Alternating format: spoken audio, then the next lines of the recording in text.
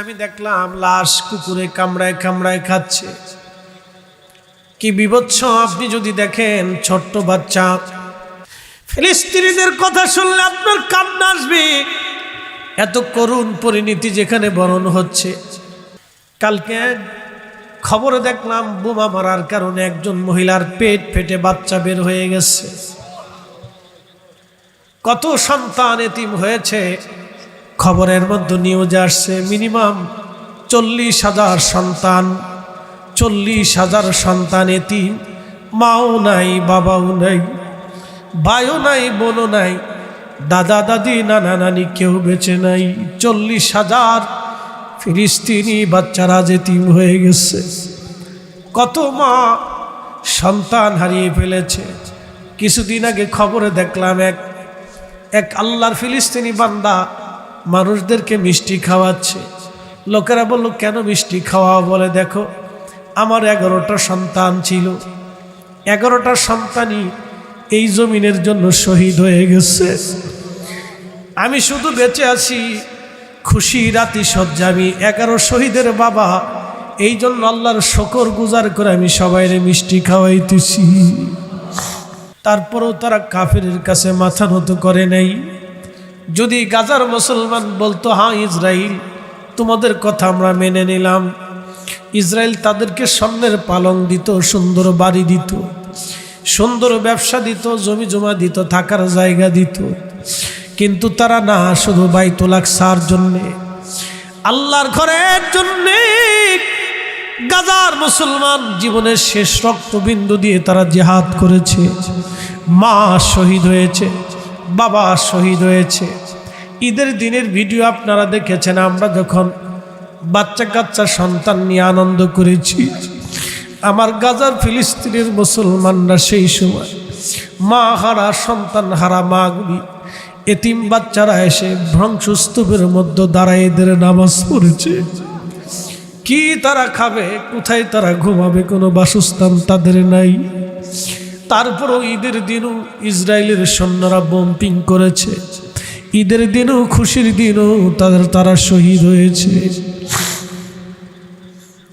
14 গ্রামবাসী, আমি ফিলিস্তিনের গাজার অবস্থান আপনাদের সামনে তুলে ধরলাম। আজকে শুধু না, যুগে যুগে যুগে যুগে মানব জাতি, যুগে যুগে মুসলমান এইভাবে আল্লাহর দ্বীনের জন্য শহীদ হয়ে গেছে। সারা পৃথিবীর মধ্যে যদি মুসলমান দেখতে হয়, তাহলে আপনি গাজার মুসলমান দেখবেন। এক টুকরা মুসলিম জাতি, যারা ছোট্ট একটা জনপদ, যারা সারা পৃথিবীর কাফেরদের কাছে মাথা নত করে নাই। সারা পৃথিবীর কাফেররা মিলে তাদেরকে বম্পিং করেছে, হত্যা করেছে। তারপরও সারা পৃথিবীর কুফফারদের কাছে, ইহুদিদের কাছে মাথা নত করে নাই। মা হারিয়েছে, বাবা হারিয়েছে, সন্তান হারিয়েছে, স্বামী হারিয়েছে, স্ত্রী হারিয়েছে। এমনও আছে পরিবারের মধ্যে কেউ নাই। আহা, কলিজার সন্তানগুলি একেবারে শহীদ হয়ে গেছে। 40,000 শিশু বাচ্চাগুলি এতিম হয়ে আছে। আর কত শিশু বাচ্চা শহীদ হয়েছে তার কোনো হিসাব নাই। কত ফ্যামিলির কেউ বেঁচে নাই আজ।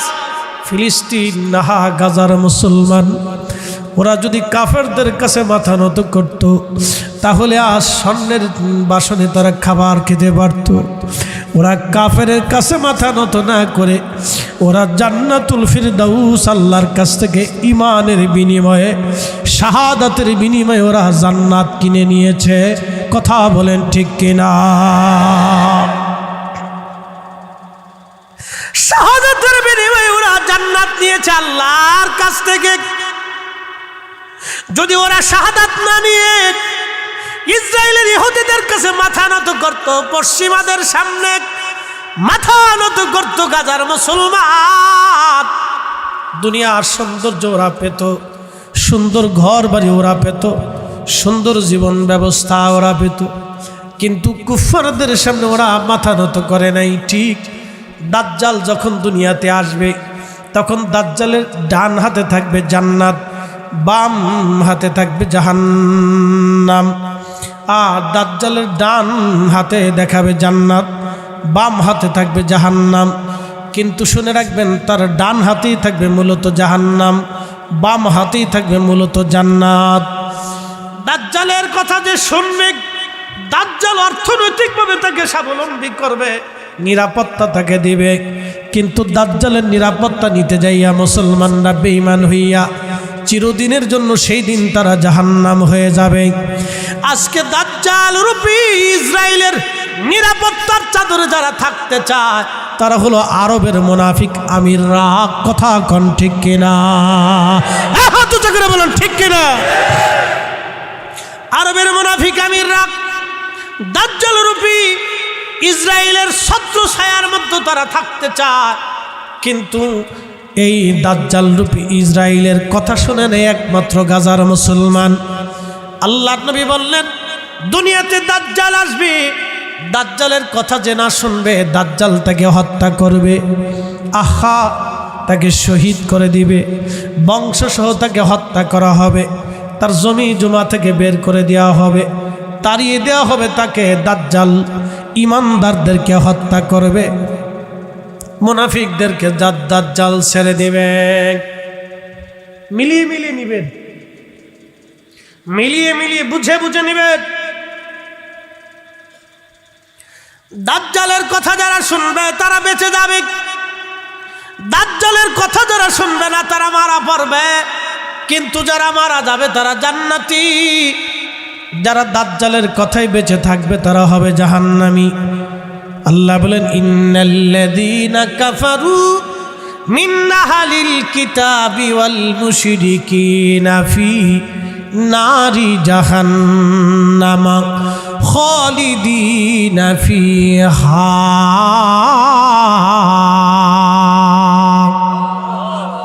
নিশ্চয়ই যারা কাফির, আহলে কিতাব এবং মুশরিক, আহলে কিতাব মানে ইহুদি এবং খ্রিস্টান, ইয়াহুদ এবং খ্রিস্টান, এবং যারা মুশরিক মূর্তি পূজারী, পাথর পূজারী, গাছ পূজারী, মাছ পূজারী, এবং যারা কাফির, আল্লাহকে অস্বীকারী, আখিরি নবীকে অস্বীকারী, তোমরা শুনে নাও ফি নারি জাহান্নাম খালিদিনা ফিহা, চিরদিনের জন্য তারা জাহান্নামে থাকবে, কোনোদিন তারা জাহান্নাম থেকে বের হতে পারবে না।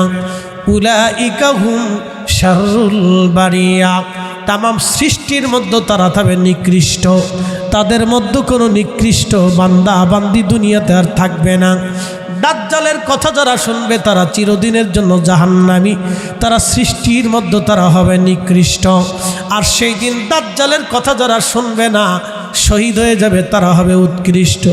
আল্লাহ কোরআনে বলেন ইন্নাল্লাযীনা আমানু ওয়া আমিলুস সলিহাতি উলাইকা হুম খায়রুল বারিয়া। নিশ্চয়ই মানে আমলে যারা বলিয়ান, ইমানে আমলে, ইমানে আমলে যারা বলিয়ান, উলাইকা হুম খায়রুল বারিয়া, তামাম সৃষ্টির মধ্যে তারা হবে সেরা। দাজ্জালের কথা না শুনে যারা শহীদ হয়ে যাবে তারা হবে যুগের সেরা। আজকে ইসরায়েলের কথা না মেনে গাজার মুসলমান যারা শহীদ হয়ে যায় ওরা হলো জগৎ সমূহের সেরা মুসলমান। এক কথা বলেন, জোরে বলেন, না না আরো জোরে বলেন। আমাদের বাংলাদেশে আছে কিছু সুজা মুসলমান, কি আস্তে কথা কোন কে? সুজা মুসলমান, কিসে মুসলমান? সুজা মুসলমান, ঘুষে মুসলমান, সামাজিক মুসলমান, শুধু জুমার নামাজ পড়নেওয়ালা মুসলমান, সুবিধাবাদী মুসলমান। কি কষ্ট হইতেছে আপনাদের? সুবিধা মুসলমান, ঘুষে মুসলমান, সুবিধাবাদী মুসলমান, সুবিধা মুসলমান যেখানে মুসলমান সেখানে। আবার কিছু আছে এই গরু খাওয়া মুসলমান, আমরা কোকা কোলা খাওয়া মুসলমান, আমরা পেপসি খাওয়া মুসলমান, ফান্টা খাওয়া মুসলমান, স্প্রাইট খাওয়া মুসলমান, ইসরায়েলের পণ্য খাওয়া মুসলমান, আমরা নেসলে কোম্পানির চা খাওয়া, কফি খাওয়া মুসলমান। কথা কন না কেন? আমরা ইসরায়েলের কোম্পানি মুসলমান। আজকে ওয়াজ শুনে যাবেন, কালকে দেখবেন কোকা কোলা ঢক ঢক ঢক ঢক করে মারতেছে। জোরে কর, যান ভালো ভালো ভালো ভালো। ওই যে কি হোটেল রেস্টুরেন্টে যায় দেখেন, হ্যাঁ কোন গা? সোনার গা। বাপরে বাপ, এটা আবার সোনার গা, সোনা আবার গা হইছে। বাপরে বাপ, এটা আবার হোটেল হইছে। উরে সর্বনাশ, এটা যদি সোনার গা হোটেল হয় তো পতিতলায় কোনটা? কি কথা কর না কেন? বাংলাদেশের শ্রেষ্ঠ পতিতলা। উচিত কথা। এ মুসলমান শুনিয়া যান, হাজিরিন, কথাগুলি বোঝা আমার অত্যন্ত জরুরি। সারা পৃথিবীর এক টুকরা মুসলিম জাতি মুসলমানদের ইজ্জত আজ বাঁচিয়ে দিল। তারা গাজার মুসলমান বাইতুল আকসার জন্য যাবত জিহাদ করে গেছে। আহা, তাদের আত্মত্যাগ আপনি যদি দেখেন গা শিহরে ওঠার মতো।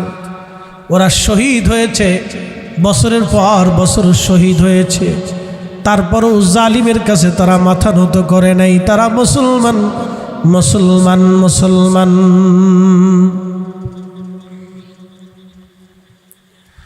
হযরতে উযাইর আলাইহিস সালাতু ওয়াস সালাম বাইতুল আকসার সামনে দাঁড়াইয়া দেখলেন বিরান ভূমি, শুধু লাশ আর লাশ পড়ে আছে, কিছুই নাই, শুধু লাশ আর লাশ পড়ে আছে।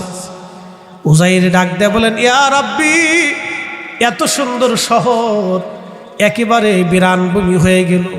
আল্লাহ, এই শহর কি পুনরায় নির্মাণ করা সম্ভব? আল্লাহ ডাক দিলেন, উযাইর বললি কি? দেখবা উযাইর, এই শহর আমি আবার কি করে নির্মাণ করি? উযাইর বলেন, হ্যাঁ রব, আমি দেখতে চাই। হযরত উযাইর আলাইহিস সালাতু ওয়াস সালাম একটা গাছের নিচে, ওই দেশে তো জলপাই গাছ বেশি, জলপাই গাছ, মারহাবা কান, ওয়াত্তিনি ওয়াজ-যাইতুনি ওয়া তুরি সিনিনা ওয়া হাদাল বালাদিল আমিন। তুর পাহাড়, বাইতুল আকসা, গাজা, ফিলিস্তিন, মিশরের তুর পাহাড়। তুর পাহাড় যেই সিরিয়ালে, ওই সিরিয়ালে জয়তুন গাছ। ওয়াত্তিনি ওয়াজ-যাইতুন, ওয়াত্তিনি ওয়াজ-যাইতুন, এই জাইতুন গাছটাকে আমাদের দেশে জলপাই গাছ বলে। এই জাইতুনের রস, এই জাইতুনের রস, জাইতুনের ফল অত্যন্ত আপনার অনেক দামি ফল, এবং এই তেল অত্যন্ত দামি তেল। আল্লাহর নবী বললেন, আমার উম্মত তোমরা জয়তুনের তেল ভক্ষণ করো, জয়তুনের তেল খাও, জয়তুনের তেল গায়ে মাখো, যদি তাড়াতাড়ি বুড়া হতে না চাও। প্রিয় উপস্থিতি হাজিরিন, উযাইর আলাইহিস সালাম ঘুমিয়ে পড়লেন, রূহ মুবারক আল্লাহ নিয়ে চলে গেল। এই যে 40টা বছর আমার দেহের ভিতরে ফরিদি রূহ চলল, 40টা বছর আমার দেহের ভিতরে রূহ নামক ইঞ্জিন আল্লাহ দিছে। একটা দিনের জন্য রূহুর সাথে কথা হয় নাই, দেখা হয় নাই। তার আকার আকৃতি কেমন আমরা দেখলাম না, তার চেহারা কেমন আমরা দেখলাম না, তার রং কেমন আমরা দেখলাম না। আল্লাহ বলেন, ওয়ায়াসআলুনাকা আনির রূহি কুলির রূহু মিন আমরি রাব্বি।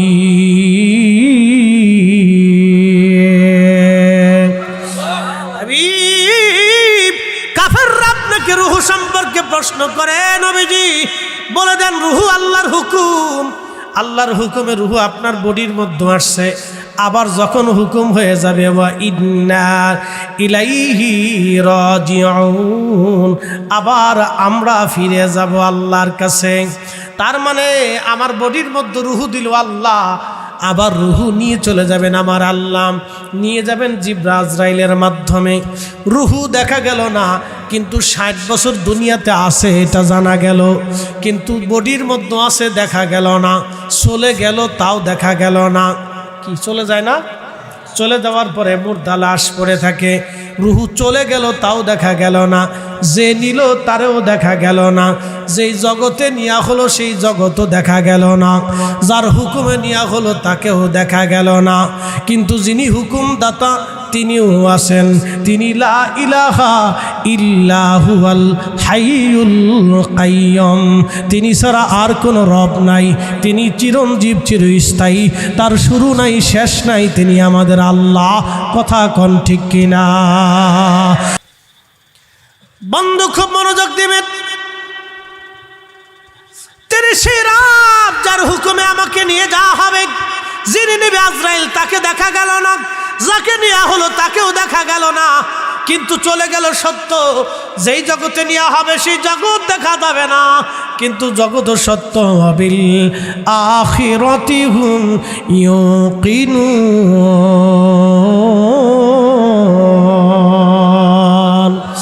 আখিরাত আখিরাত আখিরাত, এটাও সত্য। মনোযোগ দিয়ে শুনে যাবেন। আল্লাহু আকবার। এই রুহু নামক ইঞ্জিন চলে যাবে।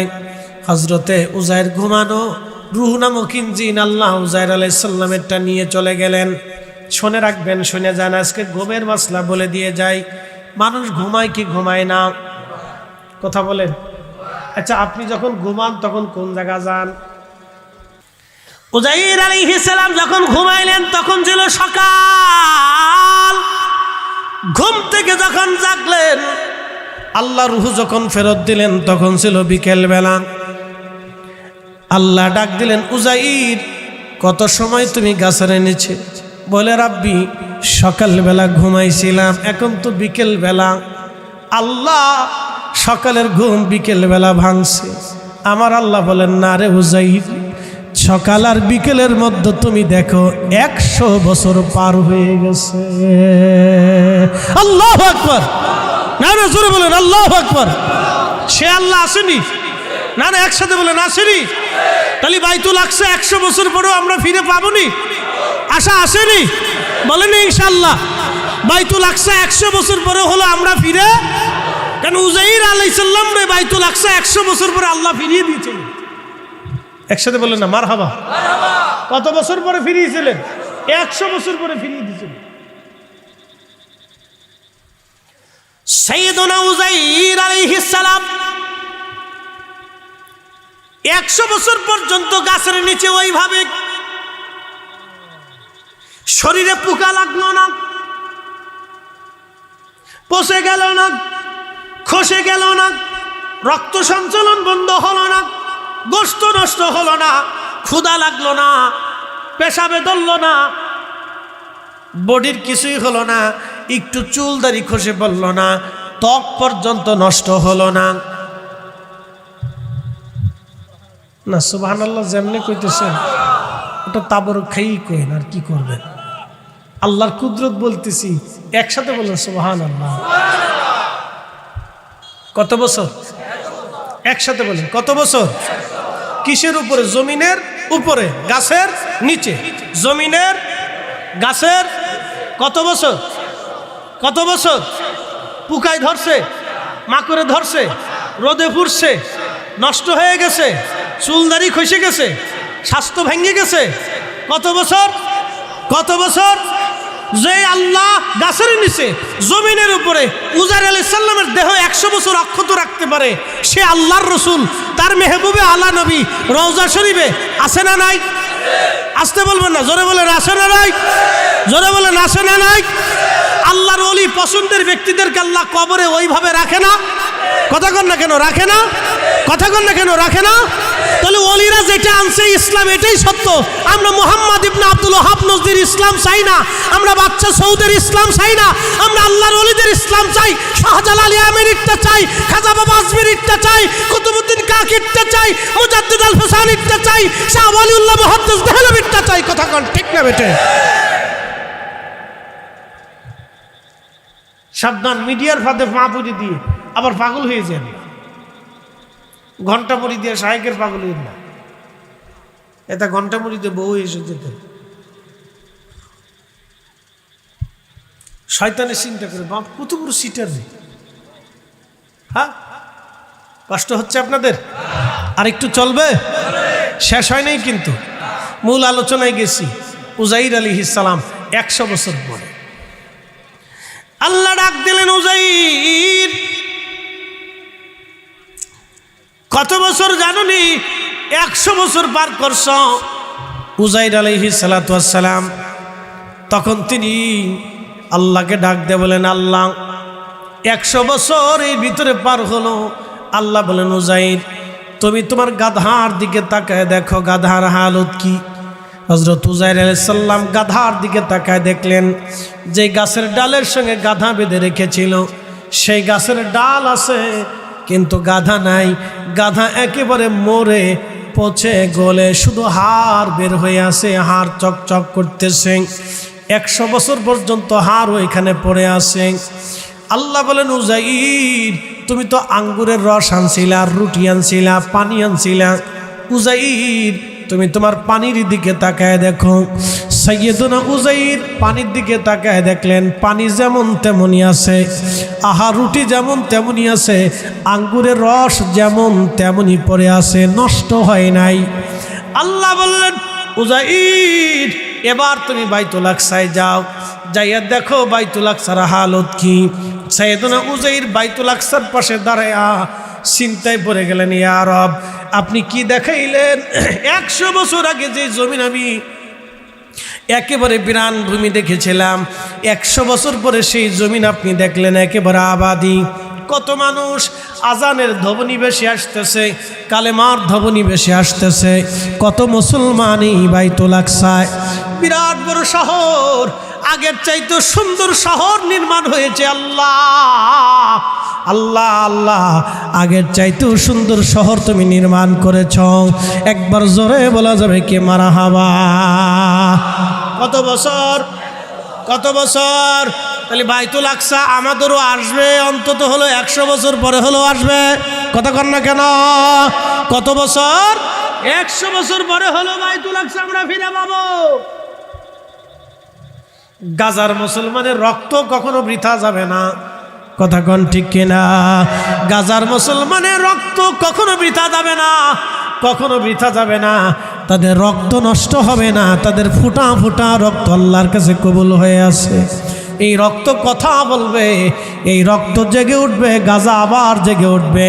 এটা যেমন আজ বিরান ভূমি করা হয়েছে, 100 বছর পরে দেখবেন এর চাইতে সুন্দর শহর আল্লাহ নির্মাণ করে দিয়েছে। আর কালেমার আজানে মুখরিত হবে। ইসরায়েল থাকবে না, নেতানিয়াহু থাকবে না, পশ্চিমারাও থাকবে না, কিন্তু বাইতুল আকসা থাকবে। মুসলমানরা বাইতুল আকসা নিয়ন্ত্রণ করবে, মুসলমানরা বাইতুল আকসায় থাকবে। কথা বলেন ঠিক না বেঠিক? আল্লাহ কবুল করুক, বলে না আমিন। আল্লাহুম্মা সাল্লি আলা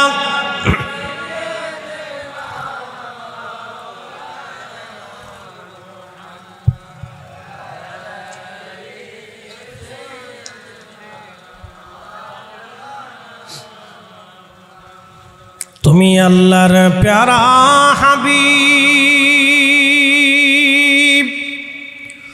ও নবী তোমার তুলনা নাই কেউ আর। তোমার মতো আকাশ ভ্রমণ করেনি কোন পয়গম্বর। আল্লাহুম্মা সাল্লি আলা। আহা মাশাআল্লাহ, যারা বাইরে আসেন তারা চলে আসেন, বাইরে না থেকে ভিতরে আসেন, আসেন।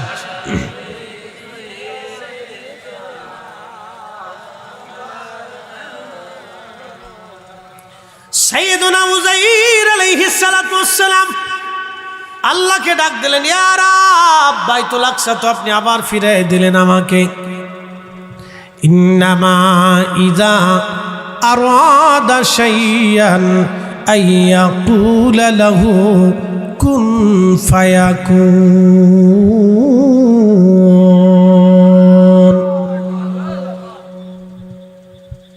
যখন আমার রব কোনো কিছু সৃষ্টি করার ইরাদা করেন, ইচ্ছা করেন, তখন শুধু বলেন কুন, হয়ে যাও। ফায়াকুন, সাথে সাথে হয়ে যায়, দেরি হয় না, সাথে সাথে হয়ে যায়। উজাইর ডাক দিলেন, রব্বি আমি আমার বাড়িতে ফিরে যেতে চাই। আল্লাহ বলেন ফিরে যাও। বলে আল্লাহ বহুদূর, গাধাটা মরে আছে, গাধা ছাড়া আমি কেমনে যাব? আল্লাহ বলেন উজাইর তোমার গাধার হাড় গোড়গুলি এক জায়গা করো, দেখো আমি রব কিভাবে গাধা জিন্দা বানাই দেই। আমার দিকে তাকান, আল্লাহ গাধা বানায় কেমনে দেখেন। বলে উজাইর তোমার গাধাটাকে হাড় গোড় যা আছে সিরিয়াল করে রাখো, আমি গাধা কেমনে বানাই দেখো। সাইয়েদনা উজাইর আলাইহিস সালাতু ওয়াস সালাম গাদার হাড় গোড়গুলি সোজা করে রাখলেন। উজাইর দেখতেছে হাড়ের উপরে গোশতের প্রলেপ রাখতে লাগলো। চামড়া হলো রগ হলো, কানের জায়গায় কান, মাথার জায়গায় মাথা, পায়ের জায়গা পা, লেজের জায়গায় লেজ, নাকের জায়গা নাক, দাঁতের জায়গায় দাঁত বসে গেল। আবার গাদাটা জিন্দা হইয়া উজাইর আলাইহিস সালাতু ওয়াস সালামের সামনে দাঁড়াইয়া লাফাইতে লাগলো। একসাথে বলবেন আল্লাহু আকবার। গাধা জিন্দা বানাইলো কে? কয়শো বছর পরে। কি দিয়ে জিন্দা করলো? হাড় দিয়ে। হাড় কি দিয়া? জোরে কর। হাড় দিয়ে গাধা জিন্দা করে দিল। এই কুদরতের মালিককে, কুদরতের মালিককে বাইতুল আকসা 100 বছর পরেও ফিরে পাবো। কথা কর না কে, ঠিক কিনা? ফিরে পাবো, আমরা অবশ্যই ফিরে পাবো। কিন্তু মনে রাখবেন, বলে হুজুর 100 বছর তাহলে অপেক্ষা করি, এখন আর চিল্লা ফাল্লা করে লাভ নাই। না না, এখন না চিল্লাইলে আপনি দাজ্জালের অনুসারী হয়ে যাবেন। আপনি যতবার চিৎকার দিবেন ততবার বাইতুল আকসার জন্য দিবেন, যতবার স্লোগান দিবেন বাইতুল আকসার জন্য দিবেন, যতবার মিছিলে দাঁড়াবেন বাইতুল আকসার জন্য দাঁড়াবেন, যতবার কথা বলবেন বাইতুল আকসার জন্য কথা বলবেন। আপনার এই কথার মূল্য অনেক বিরাট হবে। আপনার এই চিৎকারের দাম বেড়ে যাবে, আপনার এই সময়ের দাম বেড়ে যাবে। কারণ সময় সৃষ্টি করেছেন আল্লাহ, এই চিৎকার সৃষ্টি করেছেন আল্লাহ, এই জবান সৃষ্টি করেছেন আল্লাহ। আল্লাহর দেওয়া জবান দিয়ে আপনি স্লোগান দিয়েছেন, আল্লাহর দেওয়া সময় দিয়ে আপনি সময় বাইতুল আকসার জন্য ব্যয় করেছেন, আল্লাহর দেওয়া জীবনখানাকে আপনি বাইতুল আকসার জন্য ব্যয় করেছেন। অতএব আপনার সময় নষ্ট হবে না, আপনার জীবন নষ্ট হবে না, আপনার অর্থ নষ্ট হবে না। এইগুলি কিয়ামতের ময়দানে নাজাতের কারণ হবে। ইব্রাহিম আলাইহিস সালাতু ওয়াস সালামের বিরাট বড় আগুন জ্বলতেছে কুণ্ডুলি, ব্যাং আস্তে করে পাছাটা ঘোরাইয়া সিরিজ সিরিজ করে সিরিঞ্জের মতো পেশাব ছাড়তেছে। আল্লাহ জিজ্ঞেস করলেন, ব্যাং কি জন্য তুমি পেশাব ছাড়ো? আল্লাহ সব জানে, ব্যাঙের অন্তরের খবর আল্লাহ জানে। আল্লাহকে ব্যাং ডাক দেখে, রাব্বি আমি পেশাব ছেড়ে দিই, ইব্রাহিমের আগুন নিভাইতেছি। আল্লাহ ডাক দিলেন, ব্যাং তোমার এই সামান্য পেশাবে কি আগুন নিববে? ব্যাং ডাক দেখে, রাব্বি আমি জানি আমার সামান্য পেশাবে আগুন নিববে না। আল্লাহ আমি পেশাব এই জন্য ছাড়তেছি, কিয়ামতের ময়দানে কোটি কোটি মাখলুকের ভিড়ে তুমি যেই দিন বলবা, আল্লাহ তুমি যেই দিন বলবা ব্যাং আমার খলিলকে আগুনের মধ্যে পুরানোর সময় তোর ভূমিকা কি ছিল, আমি ব্যাং সেই দিন ডাক দিয়ে বলবো, আল্লাহ আমি আমার সামান্য পেশাব ছেড়ে দিয়ে হলো তোমার খলিলের আগুন নেভানোর চেষ্টা করেছিলাম। আল্লাহ কিয়ামতের ময়দানে তোমার ভয়ে জবাবের আশায় আমি এই কাজ করেছি। আল্লাহ ডাক দিলেন, ব্যাং তোর পেশাবটাকে আমি আল্লাহ পাক বানায় দিলাম। মারহাবা কম।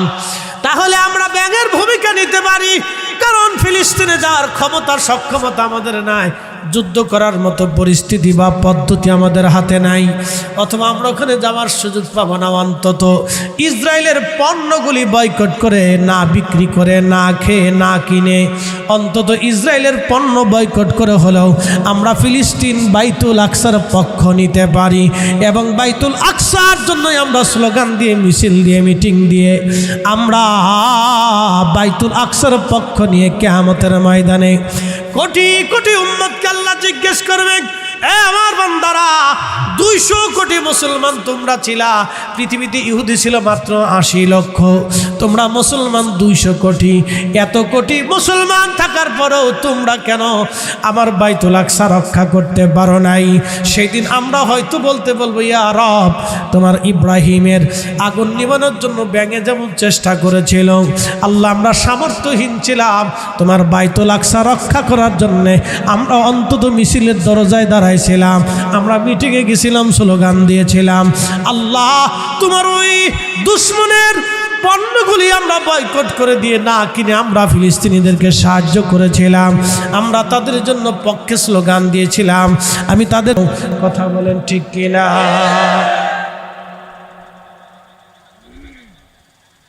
তো উজাইর আলাইহিস সালাম বললেন, আল্লাহ গাধাটা জিন্দা কর। তো গাধা জিন্দা হয়ে গেল। মারহাবা কর। তাহলে আল্লাহ কুদরত আছে না নাই? মারিফত আছে না নাই? এখন এক শ্রেণী মারিফত মানে না, তাদের কাছে কোনো মারিফত নেই। আচ্ছা, আপনাদেরকে প্রশ্ন করি, এখানে কারো যদি জিনে ধরে না নি? অনেকে জিনে ধরে না? আচ্ছা, জিনে ধরলে চিন্তা করলেন ফরিদি সাহেব এই এলাকার প্রধান বক্তা হিসেবে হয়েছে, তা আমরা হুজুরের কাছে নিয়ে যাই। তা আমার কাছে আনছে, আনার পরে বললো, হুজুর জিনে ধরছে, 10 বছর ধরে জিনে হেরে আক্রমণ করছে, খুব কষ্টে আছে, তা আপনি এটি একটু সারাই দেন, চিকিৎসা করেন। তা আমি সরাই আসিন করে ফু মারছি, জিনে উল্টে আমার পিটান শুরু করছে, কারণ এটার সিস্টেম আমার জানা নাই। আমি কোরআন পারি, হাদিস পারি, কিন্তু জিন ছাড়ানোর একটা পদ্ধতি আছে, একটা রুলস আছে, একটা আইন আছে, একটা তরিকা আছে। A² + B², একটা সূত্র আছে। এই সূত্রের মাধ্যম দিয়ে আসলে জিন ছাড়ানো যাবে। এটা আমরা সব হুজুরা পারি না। যারা এই বিদ্যায় পারদর্শী তাদের কাছে গেলে দেখবেন যে জিন ছাড়াই দিতেছে, আর আমরা সারাদিন বলে ফুয়াইলেও উল্টে মাইর খাওয়া ছাড়া আর রাস্তা নাই। তাহলে বোঝা গেল জিন ছাড়ানোর পদ্ধতি, বিদ্যা আলাদা। কথা কন না, ঠিক কিনা? কিন্তু কোরআন শরীফ একই সূরা, একই আয়াত, একই পাঠ, একই কেরাত, কিন্তু জিন ছাড়ানোর জন্য ওই কেরাতি পড়তে হলে পদ্ধতি আলাদা, তার আমল আলাদা, সময়ক্ষেপণ আলাদা, সিস্টেম আলাদা, তার রুলস আলাদা, তরিকা আলাদা। বুঝে যান, এটা একটা বিদ্যা।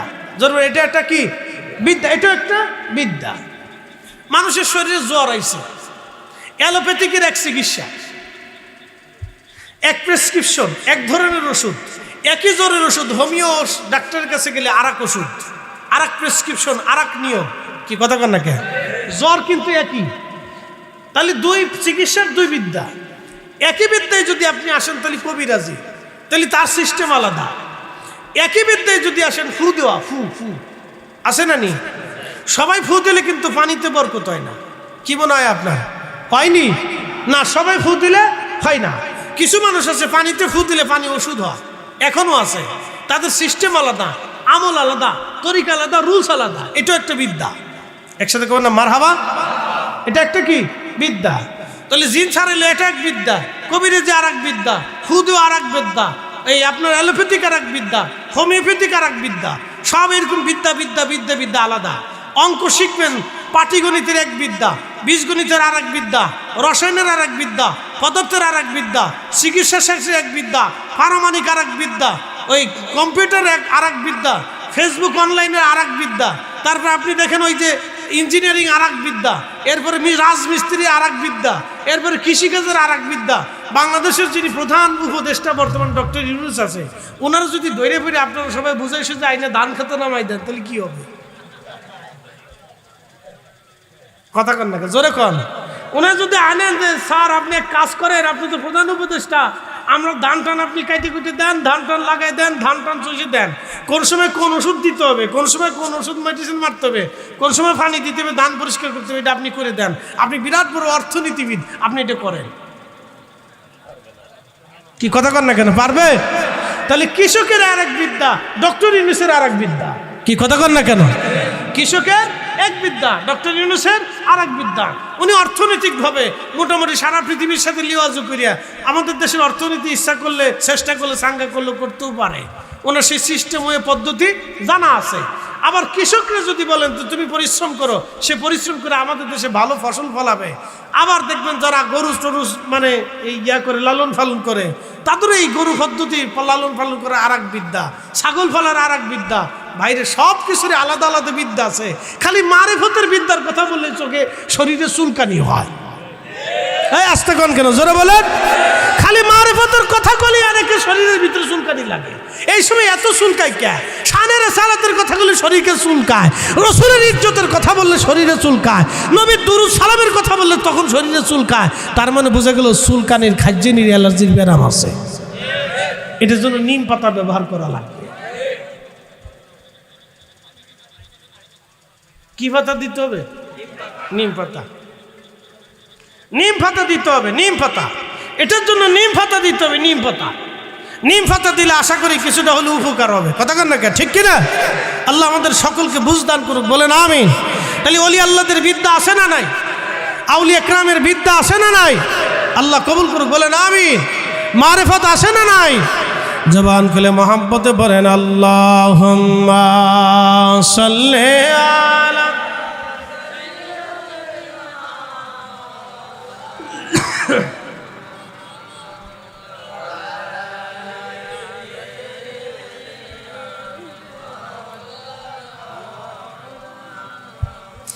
আল্লাহুম্মা সাল্লি আলা। আহা মাশাআল্লাহ, আল্লাহু আকবার। আলি সাইয়্যিদানা, তুমি আল্লাহর প্যারা হাবিব, তোমার তুলনা নাই কেউ আর, তোমার মতো আকাশ ভ্রমণ করেনি কোন পয়গম্বর। আল্লাহুম্মা সাল্লি।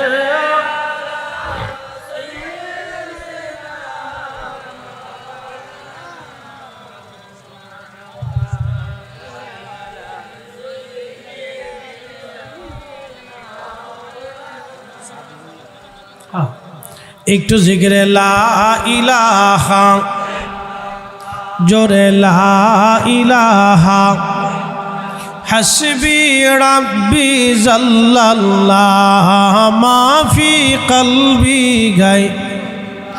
আহা নূর মুহাম্মদ পড়ি লা ইলাহা ইল্লাল্লাহ, লা ইলাহা লা ইলাহা, লা ইলাহা, লা ইলাহা ইল্লাল্লাহু মুহাম্মাদুর রাসূলুল্লাহ সাল্লাল্লাহু আলাইহি ওয়াসাল্লাম। সাইয়্যিদুনা উযাইর আলাইহিস সালাম গাধার পিঠে চললেন, রওনা হয়ে গেলেন। ধীরে ধীরে ধীরে ধীরে বাড়ি চলে গেলেন। বাড়ি যাওয়ার পরে বাড়ির দরজার সামনে যে সালাম দিলেন, আসসালামু আলাইকুম ওয়া রাহমাতুল্লাহি ওয়া বারাকাতুহু।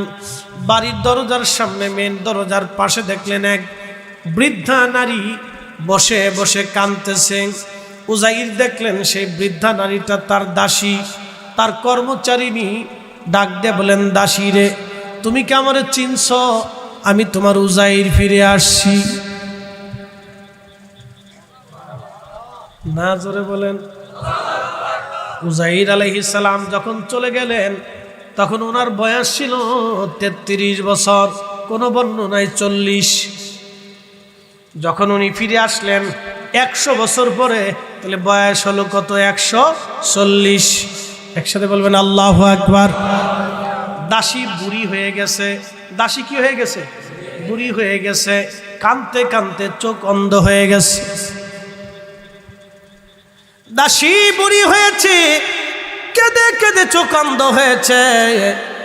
দাসী বুড়ি হয়ে যাওয়ার পরে সাইয়্যিদুনা উযাইর আলাইহিস সালাতু ওয়াস সালাম তখন এর দাসীকে ডাক দিয়ে বললেন, দাসী রে, তুমি কি আমাকে চিনো নাই? বলে না আমি চিনি নাই। বলে আমি তোমার উজাইর। বলে আমার উজাইর 100 বছর আগে মারা গেছে, উজাইরকে আমি খুঁজে পাই না। বলে না আমি তোমার উজাইর। তখন দাসী ডাকতে বলেন দেখো আমার উজাইর নবী ছিল, উজাইরের একটা মুজেজা ছিল, সে মুস্তাজাবাতুদ দাওয়া ছিল। আমার উজাইর আল্লাহর কাছে যা বলতো আমার আল্লাহ তাই দিত। তুমি যদি আমার উজাইর হও তাহলে আমার জন্য দোয়া করে আমার চোখ ভালো করে দাও, আল্লাহ যেন আমার চোখ ভালো করে দেয়, তুমি দোয়া করে দাও। হযরত উজাইর আলাইহিস সালাম দোয়া করলেন, আল্লাহ আমার দাসীর চোখ তুমি ভালো করে দাও। সাথে সাথে চোখ ভালো হয়ে গেল। আস্তে হয়ে গেছে। কারো যদি ঘুম আসে তো জিম দেবেন না, কথা বুঝে যাবেন। দোয়া করছে কে? উজাইর আলাইহিস সালাম। দোয়া কবুল করলো কে? চোখ ফিরাই দেওয়ার মালিক কে?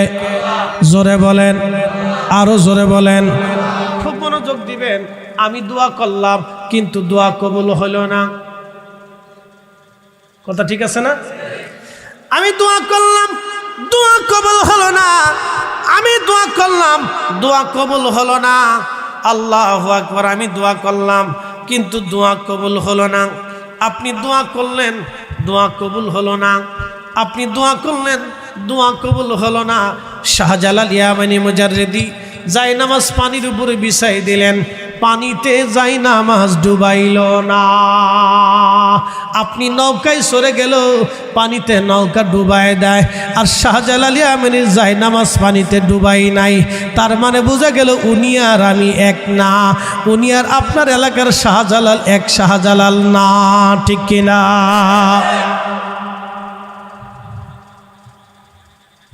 দোয়া মুস্তাজাবাতুদ দাওয়া। ওলিদের ভিতরে এরকম তবকার ওলি আছে যারা আল্লাহর কাছে যা চায়, ওয়া ইন সালানি লাউতিয়ান্নাহু ওয়া লা ইস্তাজানি লাউইজান্নাহু, যারা চাইতে দেরি হয়, আসমান থেকে আসতে দেরি হয় না, এটা কবুল হতে দেরি হয় না। একসাথে বলবেন মারহাবা। এই জন্য দুইটা জিনিস লাগে। এক নাম্বার শুনে যান, আল্লাহর জমিনে মুসলমানরা হারাম খায় না। একসাথে বলেন মুসলমানরা হারাম না, জোরে বলেন মুসলমানরা হারাম। হারাম খাইলে মুসলমানের কালবের শক্তি থাকে।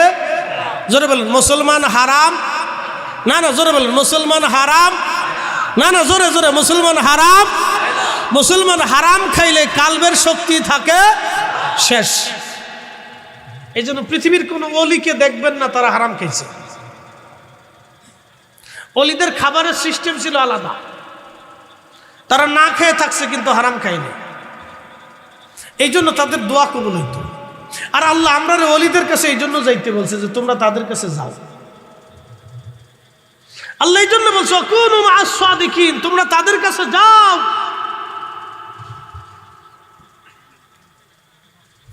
কুনু মা'আস সাদিকিন, তোমরা তাদের কাছে যাও। একসাথে বলেন না মারহাবা। তোমরা তাদের কাছে যাও। প্রিয় উপস্থিতি হাজিরিন, তোমরা তাদের কাছে যাও। তাদের কাছে যাইয়া তোমরা দোয়া করো, দোয়া চাও। তাদের কাছে দোয়া চাইলে, দোয়া করলে দোয়া কবুল হবে। এ মুসলমান, খুব মনোযোগ দিয়ে কথাগুলি শুনে যাবেন। হযরতে সাইয়্যিদুনা উযাইর আলাইহিস সালাতু ওয়াস সালাম দোয়া করলেন, সাথে সাথে দাসীর চোখ ভালো হয়ে গেল। বাজান রে, তাদের দোয়া আল্লাহর দরবারে সাথে সাথে কবুল হইত। মুস্তাজাবাতুদ দাওয়া। পৃথিবীতে বহু ওলি ছিলেন যারা হারাম খান নাই কখনো। হারাম খাইলে ওলিদের অলিত্ব থাকে না, কালবের শক্তি নষ্ট হয়ে যায়। ওলিরা হারাম খাইলে কালবের শক্তি নষ্ট হয়ে যায়। ওলিরা হারাম খাইলে কালবের শক্তি নষ্ট হয়ে যায়। এই জন্য ওলিরা হারাম খায় নাই। হারাম খাইলে ওলি হওয়া যায় না। পৃথিবী বিখ্যাত একজন ওলি ছিলেন, তার নাম হযরত বুআলি কলন্দর রাহমাতুল্লাহ আলাইহি। বুআলি কলন্দর রাহমাতুল্লাহ আলাইহির আস্তানা মাজার শরীফ হলো ভারতের পানিপথ। এই পানিপথে দামাত দিতে আসলেন। পানিপথের হিন্দু রাজা খুব কঠোর ছিল।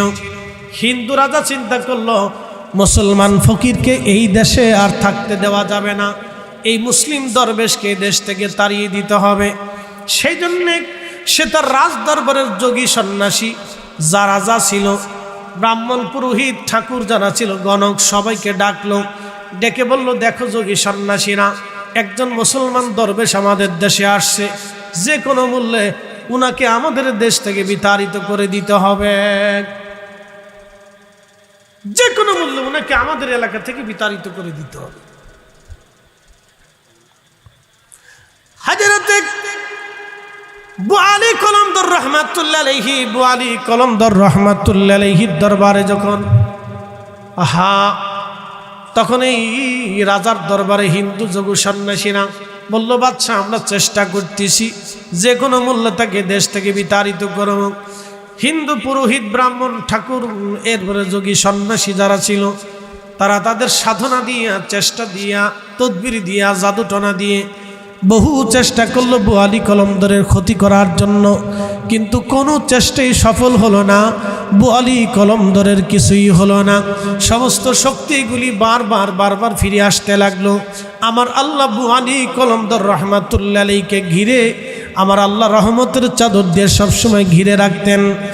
হাজরাতে বুআলী কলমদরকে কিছু করতে না পারে, এবার রাজার লোকজন যারা ছিল, ওই সাধু সন্ন্যাসীরা যায় বলল, রাজা তিনি এমন একজন দরবেশ যার বিরুদ্ধে আমরা লাগতে পারবো না, কারণ তার অদৃশ্য শক্তি আছে, এই শক্তির বদৌলতে তাকে কোনো ক্ষতি করা যায় না। বাচ্চারে, আপনি যদি বাঁচতে চান এই দরবেশের সাথে আপনি লাগতে যাবেন না, সে আধ্যাত্মিক ক্ষমতার অধিকারী। বাদশা ডাক দিয়ে বলল, হে সাধু সন্ন্যাসীরা, তাহলে বলো এই মুসলিম দরবেশের শক্তির উৎস কি? বলে অদৃশ্য থেকে শক্তি আসে। বলে এই শক্তি কিভাবে ধ্বংস করা যায়? বলে এই শক্তি ধ্বংস করতে হলে তাকে হারাম খাওয়াইতে হবে। মুসলমান হারাম খায় না, হারাম খাইলে মুসলমানের কাল জিন্দা থাকে না। মুসলমান হারাম খায় না, হারাম খাইলে কাল জিন্দা থাকে না, কাল মরে যায়। বাদশা নামদার, যদি মুসলমানের শক্তি ধ্বংস করতে হয় তাহলে অবশ্যই মুসলমানকে হারাম খাওয়াইতে হবে। আজকে সারা পৃথিবীর রন্ধে রন্ধে মুসলমানদেরকে হারাম খাওয়ানোর জন্য সুদ ঘরে ঘরে চালু করে দেওয়ার ব্যবস্থা হয়ে গেছে। কথা কর না কেন?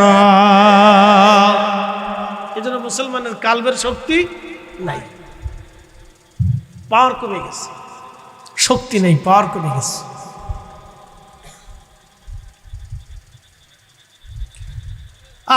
তখন বাচ্চা বলতেছে, তাহলে কি খাওয়াবো? বলে মুসলমানদের জন্য শুয়োরের গোশত হারাম, আপনি শুয়োরের গোশত আইনা তারা খাওয়াই দেন। তো সে শুয়োর আইনে জবাই করবে, ফ্রাই করে রান্না বান্না করে সুন্দর করে শুয়োর এনে গোশত দিয়ে দরবারে বুআলী কলমদর রহমাতুল্লাহ আলাইহির বরগায় পাঠাই দিছে। তো খাদেম যারা আছে তারা চিন্তা করলো, হুজুরের দরবারে বাদশা খাবার পাঠাইছে, তাহলে বাদশা বিরাট বড় ভক্ত। খাদেমরা তো জানে না যে বাদশা কোন কৌশলে পাঠাইছে, কিন্তু বুআলী কলমদর রহমাতুল্লাহ আলাইহির কালবে আল্লাহ মেসেজ পাঠাইছে। না হয় না, জোরে বলেন। কি ওলিদের কাছে মেসেজ আসেনি? বুঝেন না মনে হয়? ওলিদের কাছে মেসেজ আসেনি? আসে। সেই মেসেজ পাওয়ার জন্য তার ওই স্বচ্ছ একটা কালবে, বিকলবিন সালিম, কদ আফলাহা মান যাক্কাহা ওয়া কদ খাবা মান দাসসাহা। নবীজি বলছেন, আমার উম্মত, তোমাদের বডির ভিতরে একটা গোশতের টুকরা আছে, এটা যদি সুস্থ থাকে, ইদা সালুহাত সালুহাল জাসাদ, তাহলে পুরা বডিটা তোমার সুস্থ থাকবে। আর এটা যদি অসুস্থ হয়ে যায়, ওয়া ইদা ফাসাদাত ফাসাদাল জাসাদ, তাহলে পুরা বডিটা এটা অসুস্থ হয়ে যায়। শোনো, আলা ওয়াহিয়াল কালব, সেটা তোমার অন্তঃকরণ, সেটা তোমার কাল। এই কাল যদি পরিষ্কার থাকে পুরা বডি ঠিক, কাল যদি অসুস্থ হয় পুরা বডি অসুস্থ, কাল যদি সুস্থ থাকে পুরা বডি সুস্থ, কাল যদি ঠিক থাকে পুরা বডি ঠিক, কাল যদি পবিত্র থাকে পুরা বডি পবিত্র। একসাথে করলাম মারহাবা। এই জন্য ওলিরা কাল জিন্দা করত, কালবের সবক দিত, কাল জিন্দা করত। ওলিদের মূল মারেফতের হাতিয়ার হচ্ছে কাল, এটা হচ্ছে প্রধান সূত্র। এটারে পরিষ্কার করত, জিন্দা করত।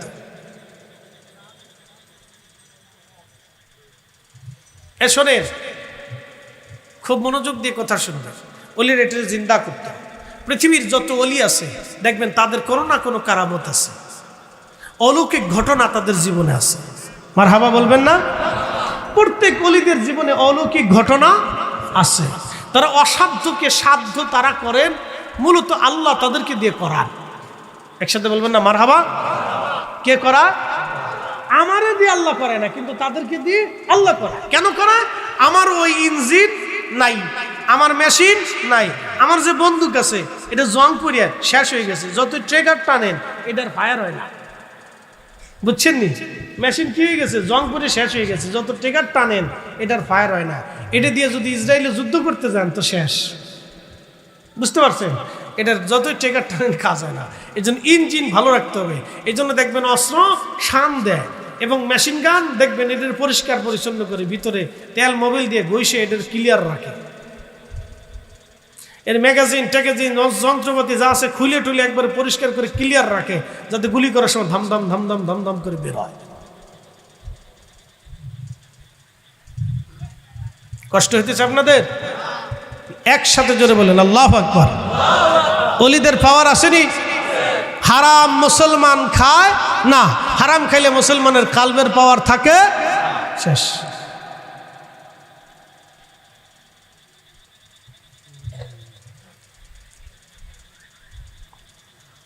প্রিয় উপস্থিতি হাজিরিন, খুব মনোযোগ দিয়ে কথাগুলি শুনবেন বাবাজি আমার। আলোচনার একবারে শেষ প্রান্তে আমি চলে আসছি। সাইয়েদনা উযাইর আলাইহিস সালাতু ওয়াস সালামের কথা বলছিলাম। হযরত উযাইর আলাইহিস সালাম তখন এই দাসীকে ডাক দিয়ে বলেন, দাসী আমার ছেলেরা আমার সন্তানরা কোথায়? বলে, হুজুর আপনার সন্তানরা বুড়া হয়ে গেছে, আজ থেকে 140 বছর আগের কথা, আপনার ছেলেদের দাড়ি মজগুলি পেকে গেছে। বলে তারা কোথায়? বলে তারা অন্দরমহলে। হযরত উযাইর আলাইহিস সালামের দাড়ি তখনও কাঁচা, 40 বছর বয়স, কিন্তু পার হয়েছে 100 বছর। 140 বছর পরে ফিরে আসলেন। একসাথে বলা যাবে কি মারহাবা? 100 বছর পরে ফিরে আসলেন, তখন বয়স 140, কিন্তু দাড়ি কাঁচা। দাড়ি কি কাঁচা, চুল কাঁচা, শরীর তখনও তাগড়া পাগড়া, যেমন আমার 40। তো তারা তো আমাদের চাইতো আরো তাগড়া পাগড়া ছিল, সুন্দর ছিল, অনেক সুন্দর ছিল। আমরা তো এখন মনে হয় যে আমরা বুড়া হয়ে গেছি, হ্যাঁ এরকম মনে হয়। কারণ খাদ্যাভ্যাস, অসুস্থতা, টেনশন, নানান সমস্যার কারণে বাঙালিদের স্বাস্থ্য সুন্দর থাকে। মনোযোগ দেন, উযাইর আলাইহিস সালাতু ওয়াস সালাম তখন তার স্বাস্থ্য সুন্দর তাগড়া যুবক। ছেলেদের সামনে যে সালাম দিলেন, আসসালামু আলাইকুম ওয়া রাহমাতুল্লাহি ওয়া বারাকাতুহু, ছেলেরা উত্তর দিয়ে বলল, কে আপনি? বলে, আমি তোমাদের বাপ, আমি তোমাদের বাবা। তো ছেলেরা কয়, কোন কি? আব্বার চুল দাড়ি এখনো কাঁচা, আর ছেলেদের চুল দাড়ি সব পাকি গেছে। আব্বা মারা গেছে 100 বছর আগে, আব্বা নাই, কেন আমি তোমাদের বাবা উযাইর। দাসী তখন বলতেছে, হ্যাঁ বেটারা, ইনি তোমাদের আব্বা। দেখো আমার চোখ ভালো হয়ে গেছে, উনি মুস্তাজাবাতুদ দাওয়া, দোয়া করছে, আল্লাহ আমার চোখ ভালো করে দিচ্ছে। ছেলেরা বলল, আমার আব্বা তৌরাতের হাফেজ ছিল। কিসের হাফেজ? তৌরাতের হাফেজ। এই জন্য ইসরায়েলি ইহুদের একটা তোরা, ওরা তাওরাত কয় না। আমার আব্বা তৌরাতের হাফেজ, পুরা তৌরাত শরীফ আমার আব্বার মুখস্থ। আপনি যদি সত্যি উযাইর আলাইহিস সালাম আমার আব্বাজান হয়ে থাকেন, তাহলে আপনি আমাদের সামনে তৌরাত পাঠ করে মুখস্থ করে শোনাই দেন। তখন উযাইর আলাইহিস সালাম ওই দাঁড়ার উপরে তৌরাত পাঠ করে মুখস্থ শোনাই দিলেন। একসাথে কোন আল্লাহু আকবার। ফেরত আসলে কত বছর পরে? বাইতুল আকসা ফেরত পেল কত বছর পরে? 100 বছর পরে। ঠিক আমরাও বাইতুল আকসা 100 বছর পরে ফিরে পাবো ইনশাআল্লাহ। 100 বছর হলেও ফিরে পাবো। বাইতুল আকসা আমাদেরই ছিল, আমাদেরই থাকবে, কিন্তু মাঝখান থেকে অনেক রক্ত ঝরেছে, রক্ত ঝরবে, কিন্তু বাইতুল আকসা আমাদের থাকবে। কথা বলেন ঠিক কিনা? বুঝতে অসুবিধা বলে না থাকলে আসেন, নবীজিকে দাঁড়ায় সালাম জানাইয়া, নবী সালাম। কাতার করে দিন, কাতার করে দিন। সালাম আলাইকা ইয়া হাবিবি, সালাম আলাইকা। আজকে আমার জানটা বাইর করে ফেলবো তো। হ্যাঁ বেটা বাড়ালি কি হবে তো ভিতরে খাওয়া টানে না তো টানে না লা ইলাহা লা ইলাহা হক লা ইলাহা হাসবি রব্বি জাল্লাল্লাহ মা ফি কলবি গায়রুন আহা নূর মুহাম্মদ বলি নূর মুহাম্মদ পড়ি লা ইলাহা ইল্লাল্লাহ লা ইলাহা লা ইলাহা হক লা ইলাহা লা ইলাহা ইল্লাল্লাহ মুহাম্মাদুর রাসূলুল্লাহ সাল্লাল্লাহু আলাইহি ওয়াসাল্লাম। মনিবের আসমানে শুকর করি যিনি আপনাকে এবং আমাকে আজকের এই মাহফিলে আসার এবং বসার সুযোগ করে দিলেন, তৌফিক দান করলেন। এই অঞ্চলের বহু মানুষ থেকে আল্লাহ বাছাই করলেন, পছন্দ করে আল্লাহ তার বেহেশতের বাগানের ভিতরে আমাদেরকে সমবেত করলেন। সেই জন্যে আল্লাহর আসমানে আমরা একসাথে শুকরিয়া আদায় করে বলি আলহামদুলিল্লাহ। শুকরিয়া করি সে আল্লাহর যিনি সর্বশ্রেষ্ঠ নবী, সর্বকালে সর্বশ্রেষ্ঠ মহামানব, ইমামুল মুরসালিন, রাহমাতুল লিল আলামিন, সৈয়দুল কাউনাইন ওয়াস সাকালাইন, হাবিবুল্লাহ, মেহবুব আলা। আল্লাহর মেহবুবের উম্মত হিসেবে আল্লাহ আমাদেরকে মঞ্জুর করেছেন। সেই জন্যে আল্লাহর আসমানে আমরা একসাথে শুকরিয়া আদায় করে বলি আলহামদুলিল্লাহ। আজকের মাহফিলের স্বনামধন্য সম্মানিত সভাপতি, আজকের সম্মানিত প্রধান অতিথি, সম্মানিত অতিথিবৃন্দ, এলাকার গণ্যমান্য ব্যক্তিবর্গ, সম্মানিত মুরব্বী, কলিজার টুকরো যুবক, পর্দানিসীন আমার সম্মানিত মা বোনেরা, মাইকের আওয়াজ যত দূর পর্যন্ত যাচ্ছে সকলকে মোবারকবাদ। শুকরিয়া সে আল্লাহর দরবারে যিনি আপনাকে এবং আমাকে আখিরি নবীর উম্মত হিসেবে মঞ্জুর করেছেন,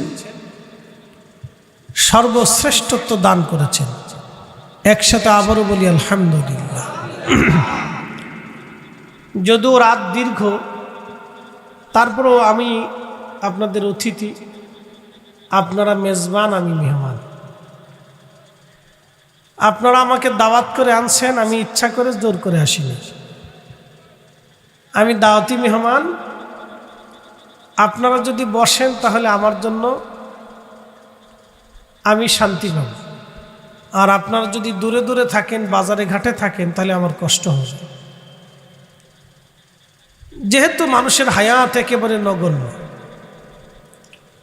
পৃথিবীতে মানুষ চিরদিন বেঁচে থাকে না, সমস্ত কিছুই ক্ষণস্থায়ী। আপনি একটা গাছ, তারও মৃত্যু হয়, একটা মাছ, তারও মৃত্যু হয়, পশু পাখিরও মৃত্যু হয়, তরুলতা পাতার মৃত্যু হয়, ঘাসের মৃত্যু হয়, কীট পতঙ্গের মৃত্যু হয়। প্রত্যেক সৃষ্টি ধ্বংস, শেষ হয়ে যায়। এটা আল্লাহর রুলস, আল্লাহর আইন। সব কিছু নিঃশেষ হবে, নিঃশেষ হয়। তো ঠিক আমাদেরও ক্ষয় হবে। আমরা একদিন নিঃশেষ হয়ে যাব, ক্ষয় হয়ে যাব, আমাদের কিছু থাকবে না। যদি বিশ্বাস করেন যে হ্যাঁ আমরাও ক্ষয় হয়ে যাব, শেষ হয়ে যাব, তাহলে দোকানে আর সময় দেওয়ার দরকার নেই, চলে আইসা বৈশা কিছু কথা শুনে। কোরআন শরীফে আল্লাহ প্রশ্ন করলেন, কাইফা তাকফুরুনা বিল্লাহ, তোমরা আমাকে কি করে অস্বীকার করো? আরাকায়াতে আল্লাহ আমাদেরকে জিজ্ঞাসা করলেন, ইয়া আইয়ুহাল ইনসান, হে মানব জাতি, মা গাররাকা বিরব্বিকাল কারীম, কিসে তোমাকে আমি আল্লাহ থেকে জুদা করে দিই? হে মানব জাতি, তুমি মসজিদ থেকে, নামাজ থেকে, দিন থেকে, কোরআন থেকে, রসুলের জিন্দিগি থেকে তোমাকে কিসে জুদা করলো বলো তো? আল্লাযী খলাকাকা, আমি তোমাকে সৃষ্টি করছি, ফাসাওয়াকা, সুবিন্যস্ত করেছি, ফাআদালাক, সুঠাম করেছি, শক্তি দিয়েছি, তোমাকে প্রতিষ্ঠিত করেছি। কে করেছে? আসতে হয়ে গেল না, একসাথে বলেন, কে? সকালে সূর্য উঠে কার আইনে? রাত আসলো কার আইনে? তুলিজুল লাইলা ফিন নাহারি ওয়া তুলিজুন নাহারা ফিল লাইল। আমি দিন থেকে রাত বের করি, রাত থেকে দিন বের করি, দিন থেকে রাত, রাত থেকে দিন, আবর্তন এবং বিবর্তন, আধার কেটে আবার আলো আসবে। ঠিক ঠিক ফিলিস্তিনের বাইতুল আকসা এখন ইহুদিদের দখলে চলে গেছে, আবার মুসলমানদের দখলে আসবে। কি কথা বলেন? বিশ্বাস হয় না আপনাদের? হবে, আমি আপনাদেরকে বুঝাবো। এটা সাময়িক একটা পরাজয় আমাদের। মুসলিম আমিরদের মুনাফিকের কারণে আমরা এই পরাজিত হয়েছি। সৌদি, জর্দান, মিশর, কাতার, দুবাই, বাহরাইন, কুয়েত, যত আরব বিশ্বের আমিররা আছে, তাদের বেঈমানির জন্যে আমরা আজকে বাইতুল আকসা হারিয়ে ফেলছি। শুধু আরব না, পৃথিবীর সবকটা মুসলিম দেশের আমির যারা আছে, নেতা, প্রধানমন্ত্রী, প্রেসিডেন্ট যারা আছে, তাদের এই বেঈমানির জন্যে আমরা আজকে বাইতুল আকসা হারিয়ে ফেলছি। যদি এরা বেঈমানি না করত, তাহলে বাইতুল আকসা আমাদের থেকে কখনো জুদা হতো। সবচেয়ে বড় বেঈমানি গাদ্দারি করছে মোহাম্মদ ইবনে আব্দুল ওহাব নজদি, আমরা যাদেরকে ওহাবি বলি। বলে, হুজুর এটা কেমন? ইতিহাস সত্য, এটা কাউকে বাপরেও জানে না। এই আব্দুল ওহাব নজদির প্রধান আত্মীয় ছিল বাদশা সৌদ। ব্রিটিশরা প্রথম বিশ্বযুদ্ধের পরে চিন্তা করলো, আরবকে আমরা ভাগে ভাগে ভাগ করব, ছোট ছোট রাষ্ট্রে পরিণত করব, নতুবা আরবের সাথে কোনোদিন যুদ্ধ করে পারা যাবে না। সেই জন্য তারা মোহাম্মদ ইবনে আব্দুল ওহাব নজদিকে ধর্মীয় প্রশাসক, আর বাদশা সৌদ ছিল ডাকাত, মরুভূমির ডাকাত, আমাদের দেশের কালো ডাকাতের মতো। কিছু আছে না এরকম ডাকাত ছিল আগে, কালো ডাকাত, তারপরে আর কি অনেক বিভিন্ন নাম ছিল। তো এইরকম ছিল ডাকাত সৌদির বাদশা। এই সৌদির বাদশার সাথে আতাত করলো মোহাম্মদ ইবনে আব্দুল ওহাব নজদি। অস্ত্র দিল, প্রশিক্ষণ দিল, টাকা দিল ব্রিটিশরা। কারা দিছে? জোরে কর না কেন, কারা? ব্রিটিশরা। ব্রিটিশরা অর্থ দিয়ে তারা উসমানী খেলাফতের বিরুদ্ধে যুদ্ধে লিপ্ত করাই দিল। উসমানী খেলাফত থেকে তারা তাড়িয়ে দিল। আরবের নিয়ন্ত্রণে সৌদির ডাকাতরা নিল, যার নামে সৌদি আরাবিয়া। আসলে আরব তো সৌদি হওয়ার কথা না, আরব তো রসুলের দেশ। কি কথা কর না কেন? আরব কার দেশ? নবীর দেশ। সাহাবীদের রক্তের বিনিময়ে আরব পাইছে। এটার নাম ছিল জাজিরাতুল আরব। কি নাম ছিল? জাজিরাতুল আরব। এখন কি নাম হয়েছে? সৌদি আরব, ডাকাতির নামে। যারা বলেন কার নামে? এই ডাকাতের আত্মীয় স্বজন বংশ নাতিপুতিরা এখন দেশ চালাইতেছে। বুঝতে পারছেন? ওরা জীবনেও কোনোদিন ব্রিটিশ আমেরিকার বিরুদ্ধে যাবে না, আসল গোড়ায় হাত দিছে। ওরা জীবনেও কোনোদিন ব্রিটিশ আমেরিকার বিরুদ্ধে যাবে, কখনোই যাবে না। আপনি দেখবেন যে পৃথিবী ধ্বংস হয়ে গেলে ওরা যাবে না। আপনি লিখে নিয়ে যান আমার কাছ থেকে, লিখে নিয়ে যান। এই বাদশা সৌদির নামে হয়েছে সৌদি আরব। তিনি সুন্দর করে সৌদি আরব এই দেশ ভাগ করলেন, ব্রিটিশরাই ভাগ করে দিল। কুয়েত, কাতার, দুবাই, বাহরাইন, এরপরে জর্দান, এসব দেশে দেশে দেশে দেশে দেশে দেশে ব্রিটিশরা ভাগ করে আলাদা আলাদা আলাদা আলাদা করে প্রশাসক দিয়ে স্বাধীন করে দিয়ে দেয়। এখন আরব হয়ে গেল ছোট্ট ছোট্ট উপদ্বীপে। একটা নাম হয়েছে কুয়েত, কাতার, দুবাই, বাহরাইন। মনে করেন যে এক এক দেশের এক একজন আমির, সবাই মধ্যপ্রাচ্য আমেরিকার গোলাম। কি বিশ্বাস করেন না আপনারা? সবাই কার গোলাম? না জোরে বলেন না, ভয় পাইতেছেন আপনারা? এই আরবের নেতারা কার গোলাম? আরবের আমিররা কার গোলাম?